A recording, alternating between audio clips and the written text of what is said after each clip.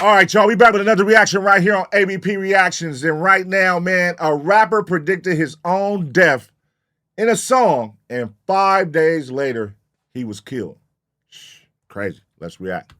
5 days after predicting his own death in a music video, a rising rapper is hanging out the back seat of a Kia Rio, suffering from a gunshot wound to his heart. As his girlfriend screams for help, a trail of blood is leading away from the vehicle, but only one body is on the scene. This is when homicide detectives start to rely on YouTube and gang member statements to piece together an internal beef inside of a gun trafficking ring underneath the leadership of the Mexican Mafia. Oh, damn. This is deep. Rap News Street Politics, the best hood channel on YouTube, with the backdoor murder of 25-year-old German Brambila, also known as Suckafree or Dumper, from Westside Linux 13. Now, Suckafree has amassed millions of views through his music on YouTube, but like many other rappers coming out the streets of LA, Suckafree ends up dead in a shootout where his killer told him that he had this coming for a long time. Oh, and shit. Suckafree was seemingly prepared for this moment after releasing a music video called Si Me Matan a Balazos, If They Kill Me with Bullets. With this song coming out less than a week before he would end up dead in his own hood, he states that he's not afraid of death, and he spoke about how the devil was looking for him. But in this video, he's also seen with an individual that would drive him to his death. Sleeper from Anaheim, Linux 13. Now we have to start on Damn. Hold on. I know y'all ain't saying he killed him. Let's keep watching. I'm like, damn, it's always a nigga that's right there next to you that fucked you over. And that nigga Dirk learned that right now with that goddamn OTF jam, nigga. Saturday, March 8th, 2025, in the Linux 13 neighborhood off Inglewood Avenue and Linux Boulevard. Suckafree arrives in a parking lot of Hollywood Nails, across the street from Las Iguanas Bar, a well-known Linux 13 hangout. He's riding with his girlfriend and another member of Linux, followed by Sleeper, who's in a white Kia Rio. Sleeper goes on to park the Kia, and an unnamed driver drops off Suckafree and his girlfriend, leaving them in front of Hollywood Nails. Now they begin to drink, and Suckafree jumps off his night with a string of hit-ups throughout the Linux neighborhood. He's gone down many blocks, down Inglewood Avenue and Linux Avenue, striking him and Sleeper's names, along with other members of Linux. As Suckafree and Sleeper get back to the Hollywood Nails parking lot, a group of members of Linux are outside of the Las Iguanas bar. Everybody's giving a pat down to make sure no guns are entering the bar. And around 1:30 in the morning, Sleeper, Suckafree, and his girlfriend make their way to Las Iguanas bar. Now, once inside, everything seems cool. Everybody's having a good time, and Linux 13 is extremely deep. They got cameras all over this motherfucker. How the fuck is a hood bar with cameras everywhere, man? That don't even sound like we need to be in here, man. A hood bar with cameras everywhere? Inside of Las Iguanas. But everything's not what it seems when it comes to Suckafree and Sleeper being on this side of town. Even though they're both from Linux, Suckafree and Sleeper are living in Arizona. Due to the gun laws in Arizona, it's extremely easy to bring some artillery back to the city of LA and distribute it to multiple neighborhoods in the city. Suckafree and Sleeper have been trafficking guns to their homies in Linux and Anaheim to make a couple extra bucks and make sure they homies are equipped to go to war. It's the early morning hours of March 9th, but Sleeper drove Suckafree and his girl from Arizona back on Friday, March 7th, and they've been staying in the hotel due to Suckafree's grandmother having a plug on the hotels, and they've been serving guns through their neighborhood. Now, Sleeper is the driver because Suckafree has a suspended license, and the Kia Rio is registered into his name. And when they arrived at Hollywood Nails, Sleeper was the tail car driving solo because he had the product in his trunk. He's from Anaheim, Linux, so police in this area may not recognize him, which grants him a safe passage to move guns and ammunition. So as the true purpose of the Arizona crew being revealed in the bar, everybody from Linux decides to head out to a smoking area on the side of Las Iguanas, and more personal conversations are had. Amongst everybody is an older homie, 44-year-old Miguel Ortiz, who also goes by Drifter or Lil Gremlin from Linux 13. He's also seen enjoying himself. He's had multiple conversations with Suckafree. Everything seems to be relaxed. Him and Suckafree have also went outside, checked out the white Kia, and have went back into the bar. But shortly after 4 a.m., after hours of drinking, an argument breaks out between Drifter and Suckafree. Now, damn, these niggas going up all night, 4 a.m.? everybody's taking notice, but they're somewhat off to the cut by themselves, and they don't really know exactly what's being said. But this is when they see Suckafree punch Drifter in the face, and they begin to fight. Now, what seems to be two separate crews of Linux inside this bar. Suckafree and his Arizona crew, along with a couple other homies, and Drifter, and everybody from Linux that he came with. In the middle of the fight, Suckafree's girlfriend stands up and tries to break him up. When a member of Drifter's crew stands up and tells her to back up, let them fight. After it seems like Suckafree gets the best of Drifter, they end up being separated. And this is when Suckafree and his Arizona crew head out the bar. But shortly after, Drifter is seen walking through the bar and making a hand motion, telling other members of Linux to follow him outside. That nigga said all that shit out the window, homie. All that shit out the window, homie. You ain't even from this Vadio like that, homie. You live in Arizona, fool. You ain't even in the Vadio. This is Sete, homes. We here every day. I said we need them guns, fool. The Arizona crew and one other unnamed member of Linux has made it to the Kia Rio, but they're being closely followed by Drifter and his crew. And details begin to emerge with the surveillance footage. The Kia Rio was just out of view, but Drifter is seen tossing a beer bottle and pulling a pistol out of his pants. Oh, As shit. he cocks the pistol, other members behind him, who are again also from Linux, seem to be excited. There's somebody behind Drifter jumping up and down in a white shirt, fully aware that Drifter has pulled his gun out. Now Sleeper begins to put the Kia in reverse, and this is when he looked over and saw Drifter walking up extremely aggressive, and he hears Drifter say, "Where's Dumps?" And Suckafree replies, "I'm right here." Drifter then tells him, "You've had this coming for a while," before firing multiple shots from a 9mm pistol. Damn. How he didn't know he was coming with a gun? Oh, so they over there to move guns. They got a car full of guns, a truck full of guns, and they let this nigga walk up after you just beat him up. You didn't see him coming across the street? You didn't see him coming? You didn't see him throw the beer bottle, whip out a gun? You didn't see none of that? Damn, man. How the fuck you didn't see that? You gotta stay alert, man. Be aware of your surroundings, especially after a fight. Nigga, we gotta get up out of here. Shit, nigga. We gotta get, especially you probably, this the homie from your hood too. So everybody know the homie from the hood that's gonna fight. Everybody know the homie from the hood that's gonna shoot. Everybody know the homie from the hood that's a bitch. Like you probably had to know that he was a demon. You know what I'm saying? Like he was gonna bust. Unless y'all was too drunk to really think about it, I don't know. But unbeknownst to Drifter, Suckafree was holding a 380 and he begins to shoot back. Now he hits Drifter multiple times and Suckafree is only hit once. But after being hit, Drifter's heard saying, "You got me, you got me. Fuck these fools," before running off. And this is when LAPD receives a 911 call from the Las Iguanas bar. Now officers arrive on this scene shortly after 4 in the morning and they find Suckafree hanging out the back seat of the Kia Rio. His legs still inside, but everything above his waist is laying on the ground. And the only person visibly with him after everybody from Linux has scattered is his girlfriend. Police move his girlfriend out the way and completely drag him out of the Kia. They notice blood on his chest and on his torso and begin administering CPR and the bag valve mask for oxygen. Suckafree has sustained one gunshot wound to his upper torso. The bullet is pierced through his lungs and has penetrated his heart. One bullet, dog. Damn. Wait, so this is in the car with the guns, right? So the nigga left. He said fucking left him in the body, left his body in that motherfucker. There's an exit wound present on the right side of his back. And at 4:30 in the morning, off Lennox and Inglewood Avenue, in the middle of his hood, 25-year-old German Brambila, Suckafree 104, is pronounced dead on the scene. By his own Scattered homie. around his body, police find 5 .380 shell casings, along with the .380 pistol sitting in the back seat where his legs were.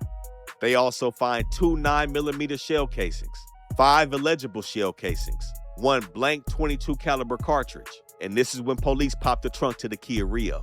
They find a Glock micro conversion kit, holsters, a utility bag with a tourniquet, shotgun shells, 5.56 and 5.7 bullets. All items bought from Arizona to Linux 13. Now, since the Kia Rio is registered to Sleeper, he makes his way back to the scene, and police immediately set Sleeper and Suckafree's girlfriend to the side and do a gunshot residue kit on their hands. But in between the liquor bottles and red cups in the parking lot, investigators locate large pools of blood with tracks far away from where Suckafree was shot. And this is when they start looking for surveillance footage. That's the other nigga. They've got in contact with multiple owners of different cameras in the area, but none of those cameras were working at the time. This is when detectives go straight to Las Iguanas. And with this being a Linux 13 bar, the owner of Las Iguanas is uncooperative. And this is when investigators immediately get a search warrant and secure the hard drive on Las Iguanas DVR. This is when they get their first glimpse of Suckafree's suspected killer. But all the pieces... Why you didn't get rid of the hard drive? What? Nigga, why you should have been got rid of that motherfucker? Haven't added up yet. They see the fight inside the bar. They see this individual following Suckafree out of the bar. And there's multiple different angles of people running when the shots go off. Now, since the trail of blood somewhat stops before the exit of the parking lot, they come to the conclusion that their suspect was given a ride out of here by other Linux 13 members. And this is when they take Sleeper and Suckafree's girlfriend back to South LA Sheriff's Station to piece together this situation. At 9:35 in the morning, 5 hours after Suckafree is pronounced dead, Suckafree's girlfriend recounts the events to detectives, and she also makes it clear that other members from Linux stepped in when she was trying to break it up. And she gonna tell everybody. She gonna tell on everybody. Is he gonna tell though? The nigga from what is it, from Anaheim Linux? Told her to back up, let it go down. She says she's unaware why the fight started, and she didn't know the real name of the person that was responsible for this, but she knows they call him Drifter. Due to them making this run to Arizona multiple times, she's met Drifter before, and police stick a photo lineup in front of her face. This is when they get their first official lead on Miguel Ortiz, coming out of Linux 13. Now, a few hours after her, it was Sleeper's turn. Sleeper is the one that heard everything Drifter said to Suckafree before taking his life. Oh, Sleeper, you better not snitch. They gonna fuck you over. And even though he's a member of Anaheim Linux, he told the police everything. But he also said Suckafree and Drifter were cool throughout the night. He doesn't know where it went left. And he told the police that he didn't know Suckafree had the 380. He said that the 380 belongs to his girlfriend and that he didn't know Suckafree grabbed it out of the glove box. But the 380 came back as stolen when police ran it. Now detectives begin to press Sleeper. He said that he only knows this individual by the name of D. But before they let him out that room, he cracked and told the police Drifter is the one that killed Suckafree. Oh, that's not good, buddy. Ooh, see, that's what it be your own homies, man. Your own hood. You got killed from a nigga from your. This is all internal beef. We are now in a time where a lot of niggas aren't getting killed by their enemies. The enemigos ain't even the ones that's killing the homies. The homies is killing the homies. Your own niggas from your neighborhood is taking you out. Like, what part of the game is this where the own homies is killing each other more than the enemies? Sad times, man. God damn. Now, after detectives have accumulated all this information, it's now March 10th, 2025, 24 hours after the murder, and police are scrolling through YouTube. They come across the Renegade Media channel, and there's a video titled How Spy from Linux Right-Hand Man Tried to Tax the Linux Rapper. Now, they noted the appearance of the host of Renegade Media, and they took notes on what was said, and everything seemingly matched up to their investigation. YouTube solved the crime. God damn these niggas, man. At that point, Suckafree coming from Arizona, being involved in gun trafficking. A member from Linux named Drifter, involved in a physical altercation with Suckafree. But what caught their attention is that it was said that Drifter is a close affiliate of a member named Spy from the Mexican Mafia. This is when detectives get their first glimpse at a potential taxation administered by Drifter for the benefit of Spy, who was sitting in prison.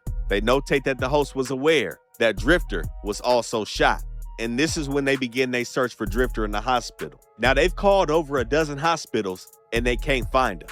But at the same time, they've got search warrants for Sleeper, Drifter, and Suckafree's Instagram accounts. And on March 12, 2025, they've also submitted a preservation request for Renegade Media's YouTube video to corroborate the facts of the investigation. Ooh. These niggas be on YouTube solving the crime, giving up the information the police didn't know. See, that's the shit. Like, that's what I'm like, bro, y'all niggas, what? Now, whoever owned that YouTube, look what you done did. You done gave up the Mexican, like the cartel. You done gave a nigga from Mexican Mafia. You done gave up a nigga from here. You done gave up a nigga from here. All because of your YouTube. They gonna punish your ass, boy. And later that day on March 12th, they find Drifter in California hospital. But this is when the hospital hit him with a policy, a California state policy. No contact is to be made by law enforcement to any gunshot victims receiving treatment. So detectives leave and write an official request stating that Drifter is a homicide suspect. And for everybody's safety, they press the hospital to make sure they contact investigators before letting Drifter walk.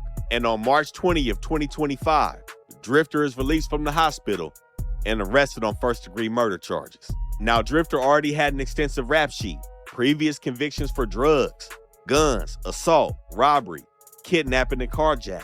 And with being pointed out by multiple witnesses, Drifter's facing an uphill battle. Now, detectives have informally came out and said that Drifter was acting at the command of Spy. Those are just allegations, but this is seemingly the same story that we see when it comes to Southside artists in the city of LA. And like many other Southside hoods throughout the city, Lennox is very familiar with the taxation game. In 2010, they had these same issues, and they were hit with a federal indictment where 15 of their members went down on the RICO. And they also aren't new to internal beef, with Lennox being a large active hood in this section, having numbers similar to hoods like Inglewood Family and Inglewood Trece, their main enemy. They undergo a lot of scrutiny, and not too long before Suckafree was murdered, his little homie, J10-4, was seen on camera having a controversial situation when he was seen beating the shit out of a female during a conflict. And after his murder, other things started to come out the Lennox neighborhood, specifically around Suckafree, having some racist music. But nonetheless, this was a major blow in the Lennox neighborhood.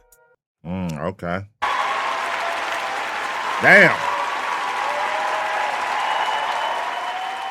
Well then, that was crazy. I mean, shit, internal beef, taxation.